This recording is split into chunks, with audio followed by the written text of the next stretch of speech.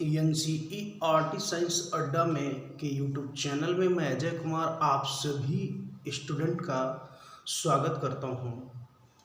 कैसे हैं आप सभी? उम्मीद करता हूं कि आप सभी अच्छे होंगे, मस्त होंगे और स्वस्थ होंगे और अपने अपने घरों में सभी लोग पढ़ाई कर रहे होंगे। तो प्यारे बच्चों, कोशिका के बारे में इस वीडियो में जैसा कि हम पढ़ेंगे, पिछले वीडियो में हम लोगों ने पढ़ा था कोशिका की खोज किसने की, कोशिका किसे कहा जाता है और जीवित कोशिका की खोज किसने की, मृत कोशिका की खोज किसने की। ये सारी जानकारी आप सभी ने लिया था इस पिछले वीडियो में।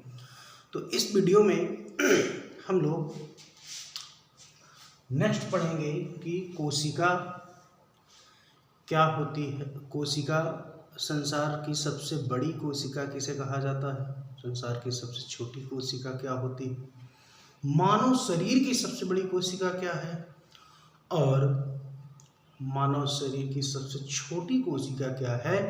तो ये सारी चीज़ों के बारे में आज हम पढ़ेंगे। तो चलिए स्टार्ट करते हैं। प्यारे बच्चों, जैसा कि आप जानते हैं कि कोशिका के बारे में हम लोग पढ़ रहे थे, तो कोशिका का फर्स्ट वीडियो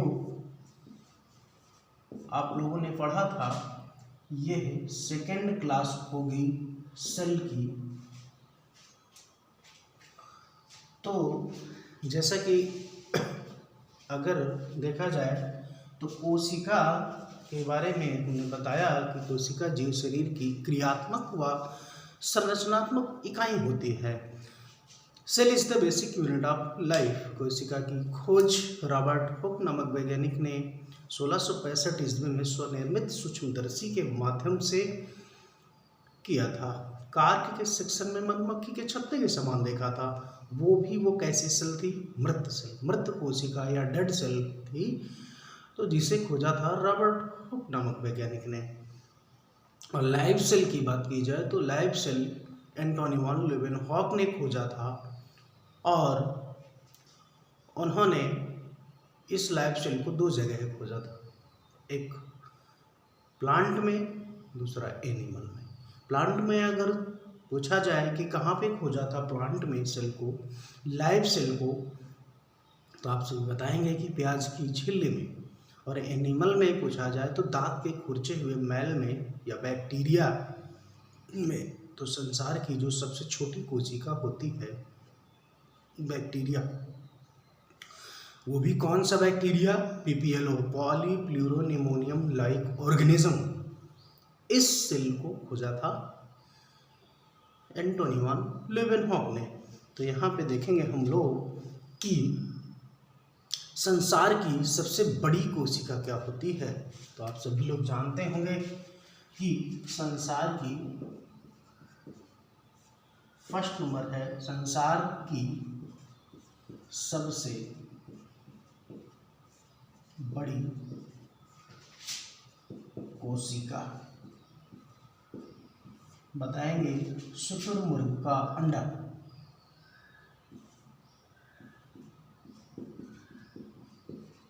ऑस्ट्रिच एग, शुतुरमुर्ग का अंडा या ऑस्ट्रिच एग को माना जाता है संसार की सबसे बड़ी कोशिका। उसके बाद सेकंड पॉइंट है संसार की सबसे छोटी कोशिका। संसार की सबसे छोटी कोशिका किसको कहा जाता है? तो आप लोग बताएंगे कि बैक्टीरिया को। बैक्टीरिया या जीवाणु, वो भी कौन सा जीवाणु? तो बताएंगे पीपीएलओ। पीपीएलओ का फुल फॉर्म अगर हम देखें तो poly pleuro pneumonia like organism.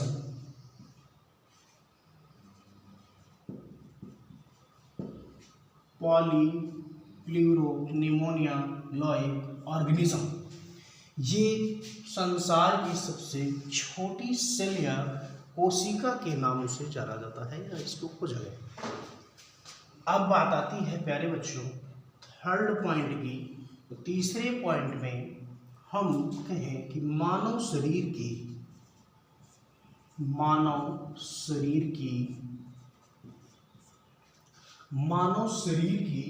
सबसे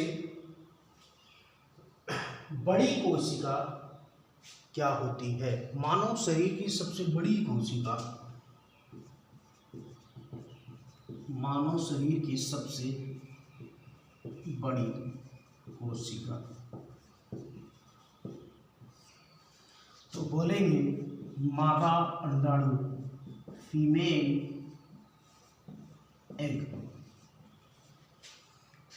एग या फिर मादा अंडाणु कहा जा सकता है इसको, मादा अंडाणु।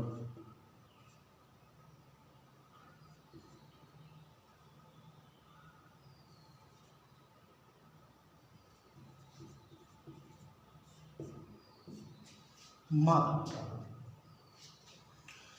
नेक्स्ट पॉइंट है प्यारे बच्चों, आप जानेंगे कि मानव शरीर की सबसे छोटी कोशिका, मानव शरीर की सबसे छोटी कोशिका, मानव शरीर की सबसे छोटी कोशिका, मानव शरीर की सबसे छोटी कोशिका किसे कहा जाता है, तो बताएंगे आरबीसी को।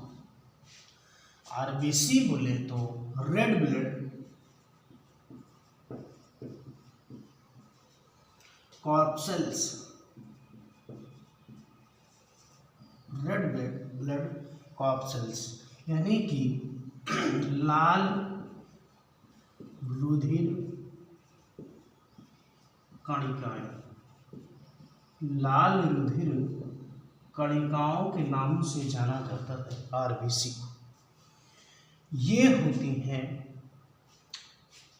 मानव शरीर की सबसे छोटी कोशिका को, यानी कि आरबीसी को सबसे छोटी कोशिका कहा जाता है। आप लोग स्क्रीनशॉट ले सकते हैं और इसको अपनी नोटबुक में नोट कर सकते हैं सभी लोग। ये है जो टॉपिक पे चर्चा हो रही है, जो टॉपिक आप सभी लोग पढ़ रहे हैं प्यारे बच्चों। ये आप सभी के आल कंपटीशन, जितने भी आप कंपटीशन के एग्ज़ाम हैं, सारे कंपटीशन के एग्ज़ामों में बेहतरीन फ़ायदेमंद है आप सभी को, चाहे वो टेट हो, सीटेट हो, सुपर टेट हो, एसएससी हो, रेलवे हो, बैंक हो, जिसमें भी जनरल साइंस पूछी जाती है, ये सारे कॉम्पिटिटिव एग्ज़ाम के लिए आप सभी को यह वीडियो मोस्ट इम्पॉर्टेंट है। तो आप लोग इसको नोट कर लिए होंगे, उम्मीद है मुझे। मैं आगे बढ़ रहा हूँ। इसके बाद नेक्स्ट पॉइंट देखेंगे कि मानव शरीर की सबसे लंबी कोशिका किसे कहा जाता है। आप लोग बताएंगे मानव शरीर की सबसे लंबी कोशिका। पॉइंट नंबर 5 है मानव शरीर की सबसे लंबी कोशिका। तो लिखेंगे मानव शरीर की सबसे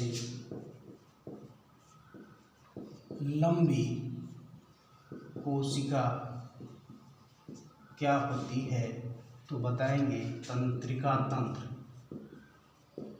तंत्रिका तंत्र नर्वस सिस्टम जिसको कहा जाता है।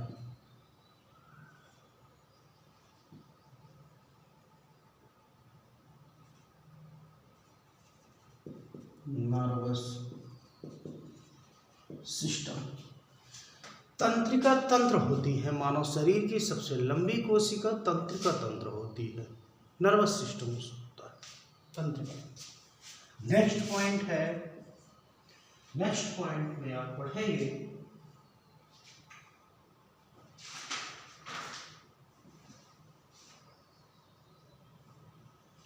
मानव शरीर की सबसे छोटी गैमेट सेल क्या होती है? मानव शरीर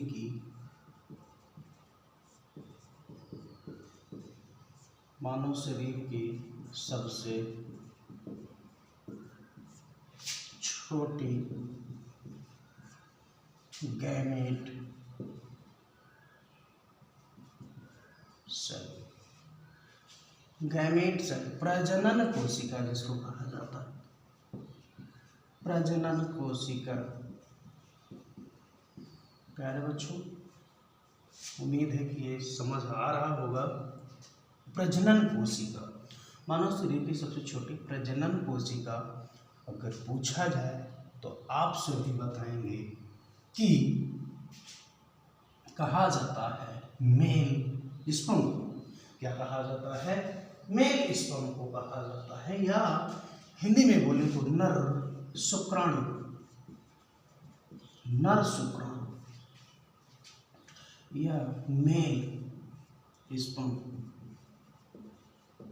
मेल स्पर्म ये होती है गैमेट सेल, सबसे छोटी कोशिका मानव शरीर के अंदर। गैमेट सेल पूछा जाए तो बताएंगे नर शुक्राणु, नर शुक्राणु। तो प्यारे बच्चों, ये इतना पॉइंट आप सभी को समझ में आया होगा। इसके बाद हम बात करेंगे कोशिका सिद्धांत की। सेल थ्योरी किसने दिया, कोशिका सिद्धांत किसने बताया, उसके बारे में हम चर्चा करेंगे। तो हेडिंग करेंगे कोशिका सिद्धांत, कोशिका सिद्धांत या सेल थ्योरी। सेल थ्योरी के बारे में, तो सेल थ्योरी के बारे में अगर हम बात करें तो आप लोगों ने नाम सुना होगा वैज्ञानिक का, स्लाइडेन और स्वान नामक वैज्ञानिक थे। इन्होंने क्या किया था? कोशिका सिद्धांत दिया था, सेल थ्योरी दिया था। सेल थ्योरी में बताया था कि कोशिका का पूरा स्ट्रक्चर क्या होता है। सेल थ्योरी के बारे में इन्होंने जानकारी दी थी। कब? 1928 ईस्वी में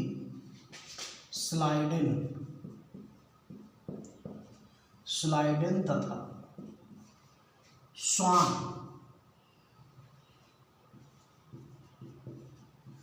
नामक वैज्ञानिक ने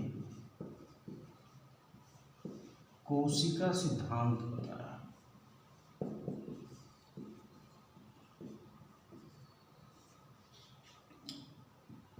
कोशिका सिद्धांत दिया था सन 1928 में स्लाइडेन तथा स्वान। इससे पूछेगा आपसे कि सेल थ्योरी किसने दी, कोशिका सिद्धांत किसने दिया?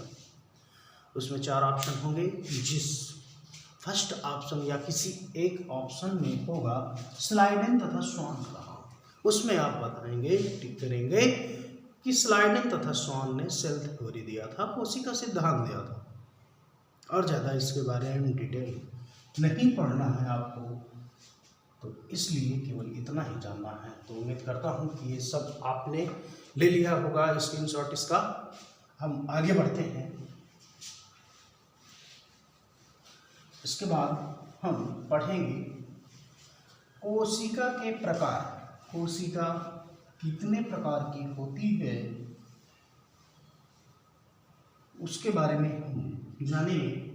तो प्यारे बच्चों, कोई भी जीव, इसको मैं थोड़ा सा हटाना चाहूँगा ताकि आप सभी को सही से समझा सकें। आप सभी जानते हैं कि कोई भी जीव हो या लिविंग हो, वो जीव या लिविंग किससे मिलकर के बना होता है? कोशिका से। किससे मिलकर बना होता है प्यारे बच्चों? कोशिका से या सेल से।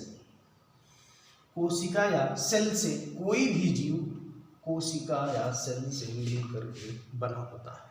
ठीक, अब ये जो कोशिका है ये दो प्रकार की होती है, दो प्रकार की, या अगर जीव को कहा जाए तो जीव दो प्रकार के होते हैं।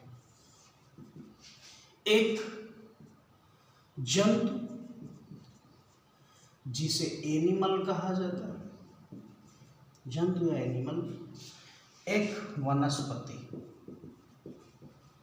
वनस्पति या प्लांट, प्लांट्स। ठीक है, आप समझिएगा यहाँ पर कोई भी जीव कोशिका से मिलकर के बना होता है, और जीव या लिविंग दो प्रकार के होते हैं, पहला जंतु, दूसरा वनस्पति। अब ये जीव, जब कोई जीव सेल से मिलकर बना है तो ये भी जीव है, तो ये सारे जीव सेल से ही मिलकर के बने होंगे। तो जो जंतु है ये कौन से सेल से बनी है, या वनस्पति है ये कौन से सेल से बनी है, वो हम पढ़ेंगे। तो जो जंतु है वह जंतु कोशिका से मिलकर बना होता है। किससे मिलकर? जंतु कोशिका से मिलकर बना होता है। और जो वनस्पतियां हैं वो पादप कोशिका या वनस्पति कोशिका से मिलकर बनी होती है। पादप कोशिका या वनस्पति कोशिका से मिलकर बनी होती है, प्लांट सेल या एनिमल सेल, इस तरह से। तो अब दोनों के बारे में बाय फिगर हम पढ़ेंगे। फिगर बना करके किसी चीज़ को हम जब पढ़ते हैं तो वह पूरा डिटेल से हमें समझ में आता है प्यारे बच्चों। तो यहाँ पे हम जंतु कोशिका का चित्र बनाएंगे, कुछ रफली फिगर बनाया जाएगा। जैसे कि ये नॉर्मली ये सेल है, ये सेल है, ये सेल उम्मीद करता हूँ कि ये आपको विजिबल हो रहा होगा। अगर नहीं हो रहा है तो इसको मैं और छोटा करना चाहूँगा, क्योंकि नीचे दिखाई ना दे रहा होगा आप सभी को। तो ये यहाँ पर इस तरह से अगर हम बनाएं तो ये जंतु कोशिका है, और इस जंतु कोशिका में कुछ छोटे छोटे सेल ऑर्गन होते हैं। सेल ऑर्गन, छोटे छोटे सेल ऑर्गन हैं इसमें। आप सभी ने जानेंगे इसको, ये छोटे छोटे सेल ऑर्गन हैं इसमें।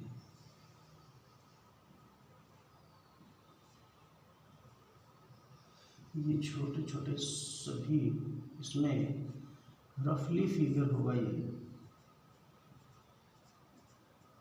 ये सेल ऑर्गन,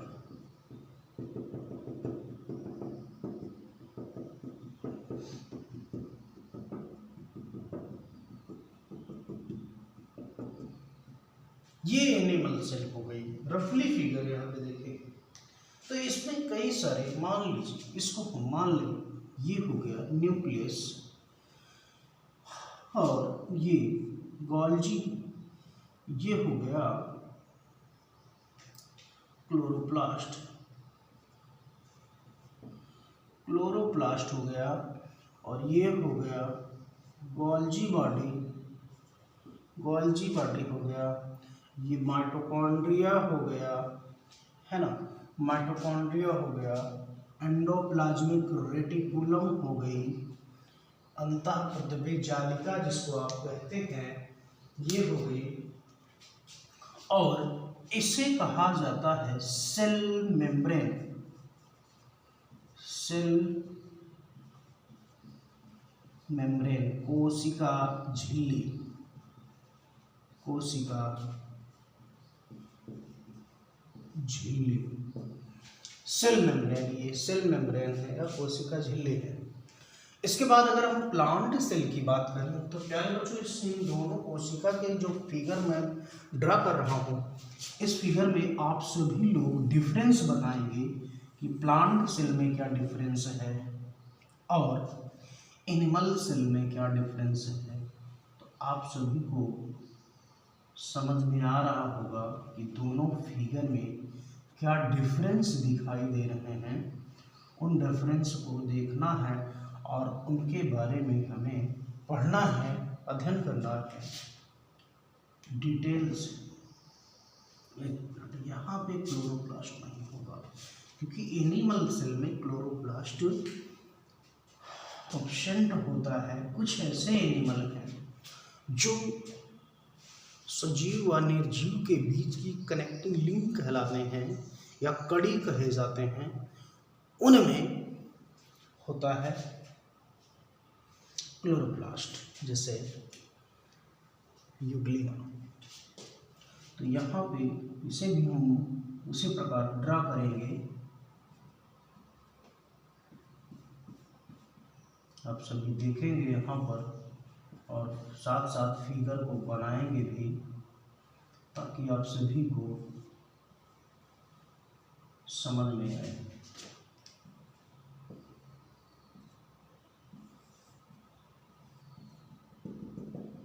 तो यहाँ पर प्यारे बच्चों आप सभी को दोनों फिगर में, ये रफली फिगर है, इन दोनों फिगर में आप सभी को डिफरेंस देखने को मिल रहा होगा कि जो एनिमल सेल है, जंतु कोशिका है, इस जंतु कोशिका में केवल सेल मेम्ब्रेन है, लेकिन इसमें सेल मेम्ब्रेन के अलावा सेल वॉल भी है। क्या है? इसे कहा जाएगा सेल वॉल। सेल वॉल या कहा जाएगा आउटर मेम्ब्रेन।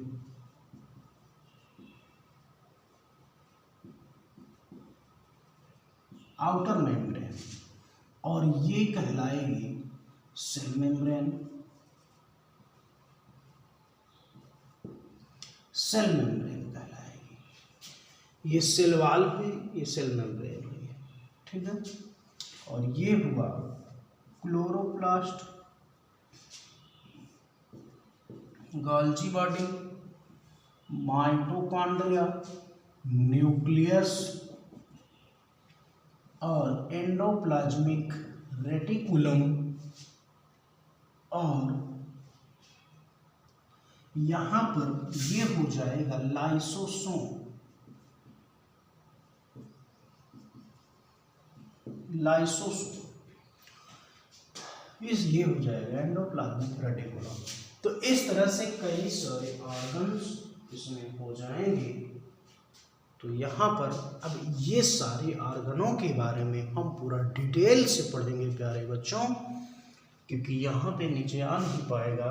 तो इसको आप स्क्रीनशॉट कर लें या फिर इसे अपनी नोटबुक में नोट कर सकते हैं। इसके अलावा आगे हम पढ़ेंगे इसको हटा करके कि एनिमल सेल और प्लांट सेल में डिफरेंस क्या क्या है और क्या क्या इसमें पाया जाता है। तो उम्मीद करता हूँ कि आपने स्क्रीनशॉट किया होगा। अब इसके बारे में हम इसको हटाने के बाद पढ़ेंगे। उम्मीद है कि ये वीडियो आपको पसंद आ रहा होगा प्यारे बच्चों, और पूरा का पूरा समझ में भी आ रहा होगा। तो चलेंगे हम लोग पढ़ेंगे। आपने जो सेल ऑर्गन देखे वो कौन कौन से थे इसमें, वो हम यहाँ पर लिखेंगे। कोशिका में पहले हमने देखा कि कोशिका, पहला चर्चा करेंगे कि जो आपने इस फिगर में देखा था सेल मेम्ब्रेन, उस सेल मेम्ब्रेन को कोशिका झिल्ली कहा जाता है।